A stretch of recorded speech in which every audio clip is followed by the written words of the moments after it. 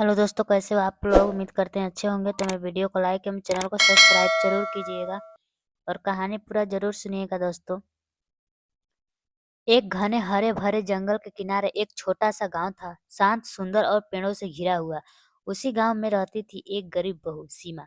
सीमा की शादी बहुत साधारण परिवार में हुई थी। उसका पति मजदूरी करता था, लेकिन अक्सर उसे काम नहीं मिलता था। उसके पास न पक्का घर था, न पैसे। मुश्किल से 2 वक्त की रोटी मिल पाती थी। एक दिन गांव में अचानक भीषण तूफान आया। तेज हवा में उनका झोपड़ा गिर गया और जो थोड़ा बहुत सामान था वह भी भीग गया। अब सीमा और उसका पति बेघर हो गए। सब लोग अपने अपने घरों में छिप गए, लेकिन सीमा के पास कोई ठिकाना नहीं था। रात भर वो खुले आसमान के नीचे बैठी रही। अगली सुबह सीमा ने ठान लिया, अब मैं किसी पर निर्भर नहीं रहूंगी, जो होगा अपने दम पर बनाऊंगी। वह जंगल की ओर निकल पड़ी। रास्ते में उसने देखा बड़े बड़े पेड़ों, चौड़े पत्ते, सूखी लकड़ियां और बेल हर तरह बिखरी हुई थी। तभी उसके मन में एक अनोखा विचार आया, क्यों न मैं इन पत्तों और टहनियों से ही अपना घर बना लूं।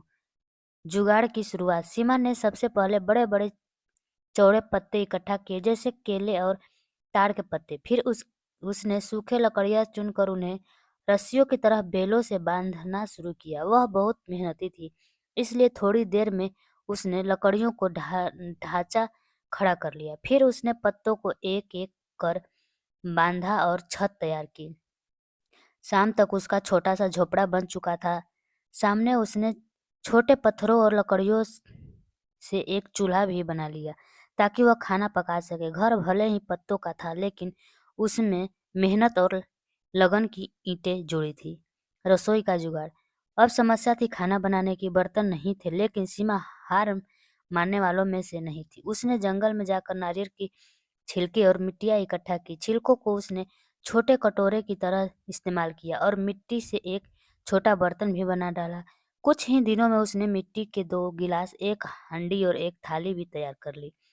वह हांडी को धूप में सुखाती और फिर आग पर पकाकर मजबूत बनाती। अब उसके पास जुगाड़ू रसोई थी, जिसमें वह लकड़ियों की आग पर चावल, दाल और जंगल की मिलने वाली जंगली सब्जियां पकाती थी। फर्नीचर की जुगाड़ू। सीमा ने सिर्फ झोपड़ा ही नहीं बनाया, उन्होंने अंदर बैठने और सोने का भी इंतजाम किया। कुछ मोटे लकड़ियों से उसने एक बेंच जैसी सीट बना ली। बांस के टुकड़ों और पत्तों से उसने एक चारपाई जैसी खाट तैयार की। उस पर सूखे पत्तों की परत बिछाई और ऊपर एक पतला कपड़ा डाल दिया। अब उसके पास आराम से सोने की जगह थी। सीमा को अपनी मेहनत और पर गर्व हो रहा था। वह सोचती, लोग महलों में रहते हैं और मैं पत्तों के महल में। सचमुच उसका घर भले ही साधारण था, लेकिन उसमें मेहनत की खुशबू थी। पानी का इंतजाम। अब अगली समस्या थी पानी की। जंगल में एक छोटी सी नदी बहती थी, जो झोपड़ी से कुछ दूरी पर थी। हर बार पानी लाना कठिन होता, इसलिए सीमा ने एक नाला सा बना दिया, जिसमें पानी झोपड़ी के पास तक आ सके। उसमें बड़े पत्तों से एक टंकी बना ली। बेलों से वो कस कर बांध दी, ताकि पानी इकट्ठा रहे। बारिश के पानी को भी उसने इसी टंकी में जमा करने का जुगाड़ किया। उसके पास अब पीने, नहाने और पकाने के लिए साफ पानी था। बगीचे की भी बनाया। सीमा को खेती किसानी का थोड़ा ज्ञान था। उसने झोपड़ी के पास भी थोड़ी सी जमीन खोद कर कुछ बीज बोए। लौकी, कद्दू और हल्दी के कुछ ही हफ्ते में हरे भरे पौधे उग गए। उसने उसके पास में एक नींबू और इमली का पौधा भी लगाया। अब उसे सब्जी के लिए बाजार नहीं जाना पड़ता था। जंगल का पानी और धूप उसके छोटे से बगीचे को हरा भरा बनाए रखता था। उसने टहनियों से बाड़ भी बना ली, ताकि जानवर पौधे को न खाए।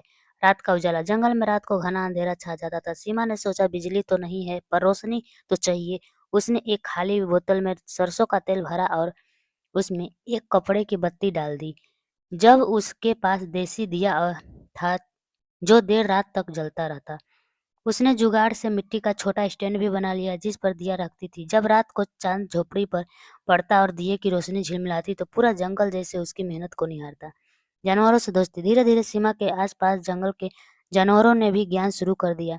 गिलहरी, पक्षी और कुछ हिरण। सीमा रोज बचे हुए चावल या रोटी उन्हें डालती। जानवरों को उससे डर नहीं लगता था।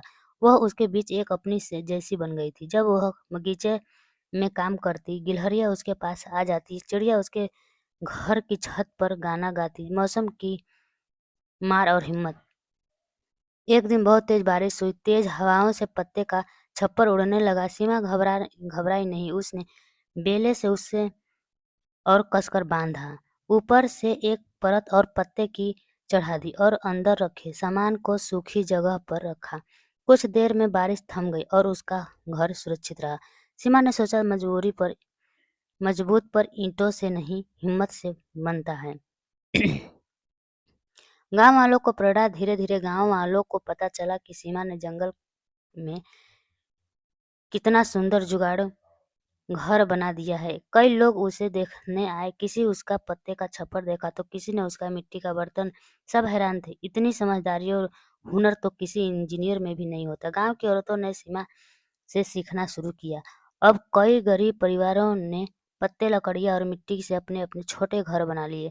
बिजली और पानी में के बिना भी सबका जीवन आसान हो गया। सीमा का सपना था, मैं एक ऐसा जंगल गांव बनाऊं जहां किसी को भूखा या बेघर न रहना पड़े। उसने अपने बगीचे में और बीज लगाए, औरतों को मिट्टी के बर्तन बनाना सिखाया और बच्चों को सिखाया कि प्रकृति की ही सबसे बड़ा सहारा है। गांव का नाम है जुगाड़ू गांव। पड़ पड़ गया। सीमा को सब जंगल वाली बहू कहने लगे, लेकिन प्यार से, गर्व से। कहानी का संदेश। यह कहानी बताती है कि गरीबी कभी भी कमजोरी नहीं होती। अगर इंसान में हिम्मत, मेहनत और थोड़ा सा दिमाग हो तो वो जंगल में भी एक प्यारा घर और खुशहाल जीवन बना सकता है। सीमा ने न केवल अपना घर बनाया, बल्कि पूरे गांव को सिखाया कि जुगाड़ में भी जुड़ाव होता है। सीख। हिम्मत और मेहनत से कोई भी सपना सच हो सकता है। प्रकृति हमारे हर मुश्किल समय में काम आ सकती है। छोटा घर भी बड़ा बन जाता है जब उसमें प्यार और लगन हो। तो भाई दोस्तों, मेरी कहानी कैसी लगी कमेंट बॉक्स में ज़रूर बताइएगा। मेरे वीडियो को लाइक और चैनल को सब्सक्राइब जरूर करिए।